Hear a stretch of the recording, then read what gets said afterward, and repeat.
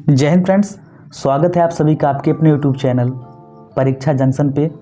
तो फ्रेंड, जैसे कि आप लोगों ने इससे पहले वाले वीडियो में देखा था कि जो आपके ज्योग्राफी के 2 पेपर होने वाले हैं, उसका जो पहला पेपर था उसका सिलेबस मोहित सर ने अच्छे से डिस्क्राइब करके आप लोगों को बता दिया है। अगर आप लोगों ने उस वीडियो को नहीं देखा है तो ऊपर आप लोग जाइएगा, आई बटन पे आप लोगों को लिंक मिल जाएगी उस वीडियो की, ठीक है। वहाँ पर जाके देख सकते हैं, या फिर डिस्क्रिप्शन बॉक्स में नीचे आप लोग जाइएगा, ठीक है।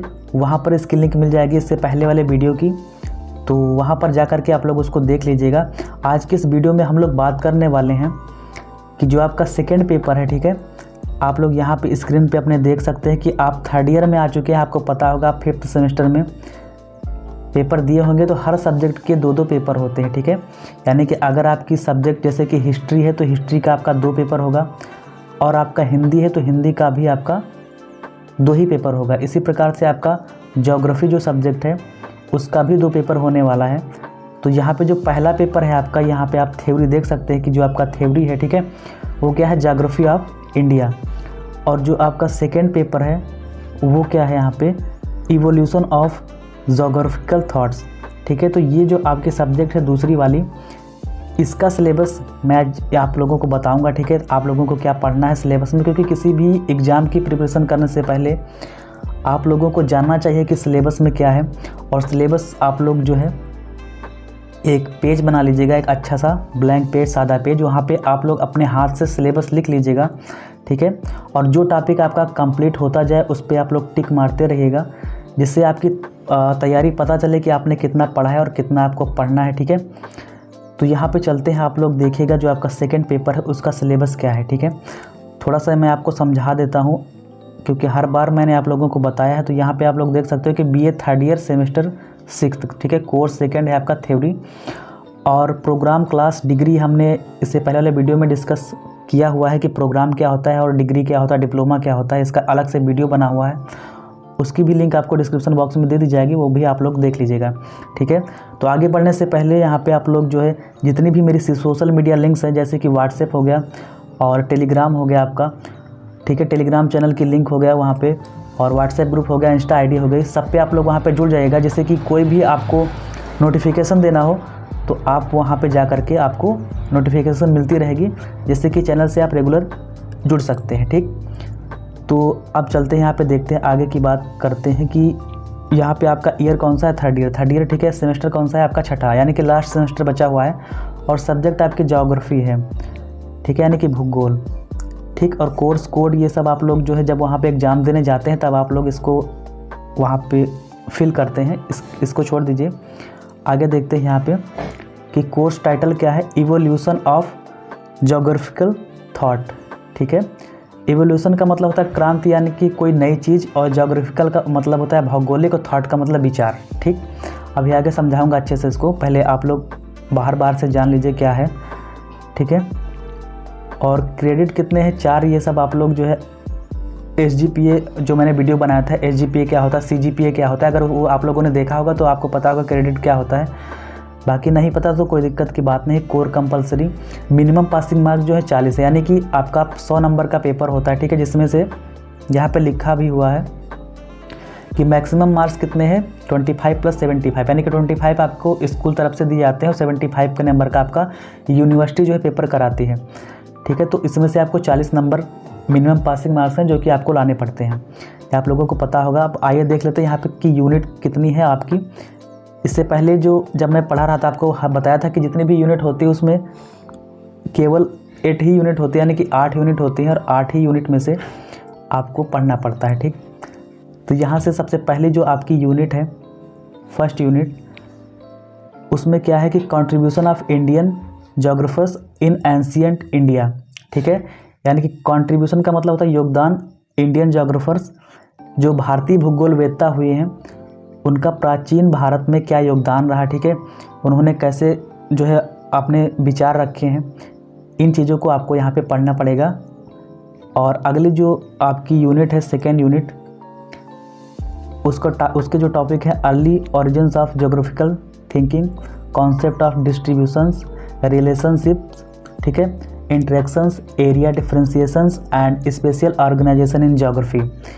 यानी कि भौगोलिक सोच की प्रारंभिक उत्पत्ति, अर्ली ओरिजिन्स। ओरिजिन्स का मतलब होता है उत्पत्ति ऑफ ज्योग्राफिकल थिंकिंग, यानी कि भौगोलिक जो सोच है उसकी प्रारंभिक उत्पत्ति कैसे हुई।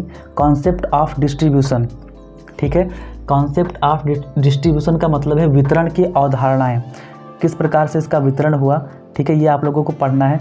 क्या रिश्ते रहे, रिलेशनशिप कैसे रहे, मतलब जो भी भूगोलवेत्ता थे आपके, जैसे रिटर महोदय हो गए, कार्ल रिटर हो गए, आपके इरेटोस्थेनीज हो गए, इन सब का क्या मत रहा आपका, ये सारी चीज़ें आपको इस सब्जेक्ट में पढ़नी पड़ेंगी। तो ये आप लोग अच्छे से जब इसकी क्लास ली जाएगी तब आपको हर यूनिट हर टॉपिक अच्छे से समझाया जाएगा, ठीक है।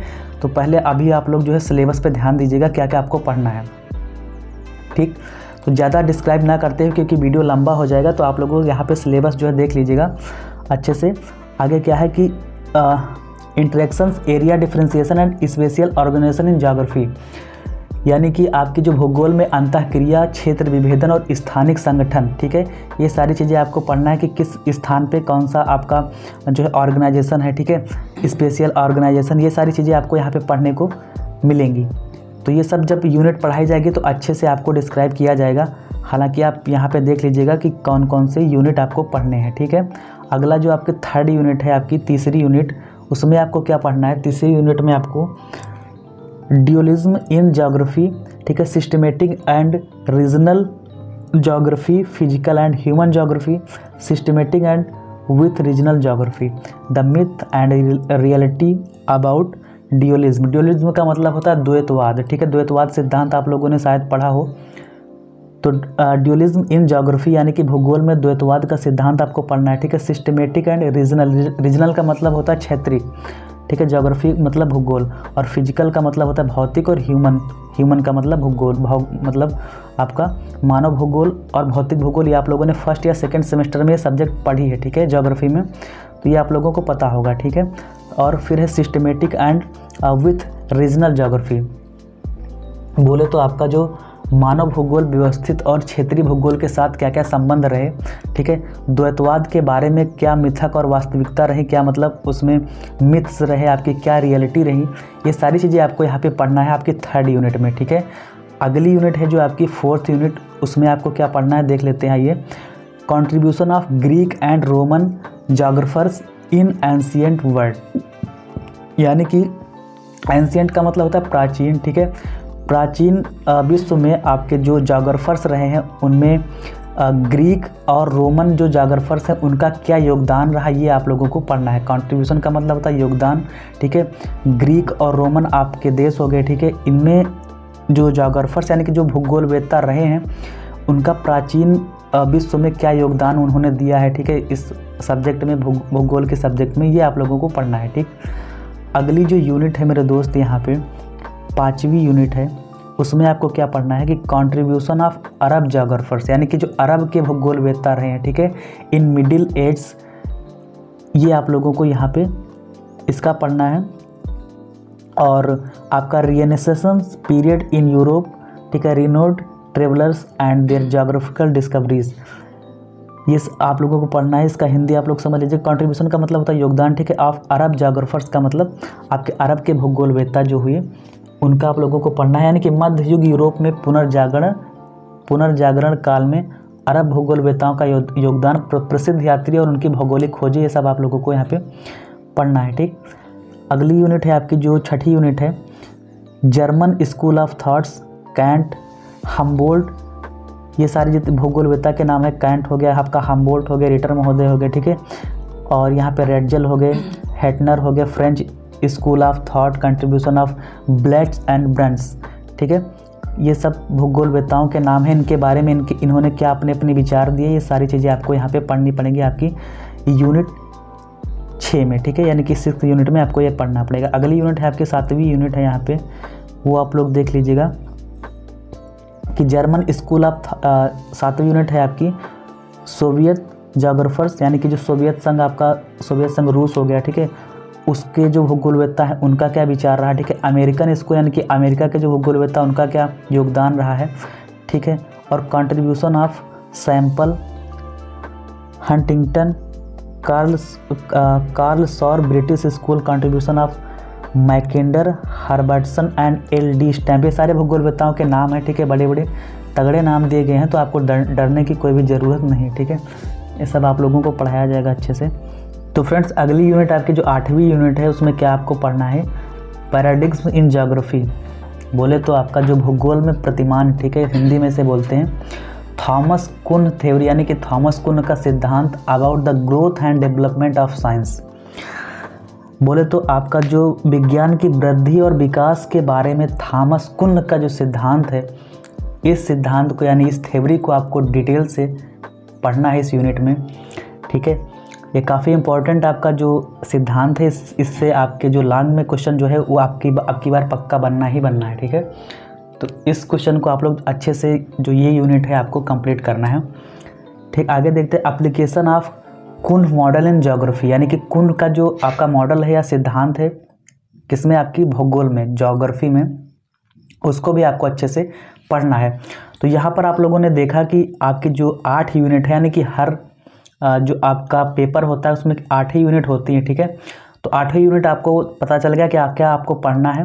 तो इसी हिसाब से अपना सिलेबस जो है तैयार कर लीजिए, और सिलेबस तैयार करने के बाद अपने हाथ से जो है सिलेबस लिखिएगा, जिससे आपको पता चले क्या क्या आपको पढ़ना है। और जो टॉपिक आपके कंप्लीट होते जाएं उस पर टिक मारते रहिए, जिससे आपको अंदाज़ा हो जाए कि हाँ, हमने कितना तैयार किया और कितना भी बाकी है, ठीक है। तो उम्मीद करता हूँ कि आपको जो आज के वीडियो में जितना भी बताया गया सिलेबस, वो समझ में आया होगा कि क्या आपको पढ़ना है। अगर कोई भी आपका क्वेरी हो, कोई भी क्वेश्चन हो, तो कमेंट सेक्शन आप लोगों के लिए खुला है, वहाँ पर जा कर के आप कमेंट कर सकते हैं, ठीक है। और बाकी जितनी भी मेरी सोशल मीडिया लिंक्स हैं, फिर से मैं आप लोगों से एक बार फिर से कह रहा हूँ कि जितनी भी सोशल मीडिया लिंक्स है उस पर आप लोग ऐड हो जाइए, जिससे कि जो भी नोटिफिकेशन है, अभी जो भी सूचना आपको देनी हो, तुरंत आपके पास पहुँच सके, ठीक है। और अगर आप लोग चैनल पर नए हैं तो चैनल को सब्सक्राइब कर लीजिएगा, बेल आइकन को प्रेस कर लीजिएगा, जिससे कि आगे आने वाली वीडियोज़ की नोटिफिकेशन आपको तुरंत प्राप्त हो सके। तो आज के वीडियो में इतना ही, मिलते हैं नेक्स्ट वीडियो में, तब तक के लिए जय हिंद, जय भारत।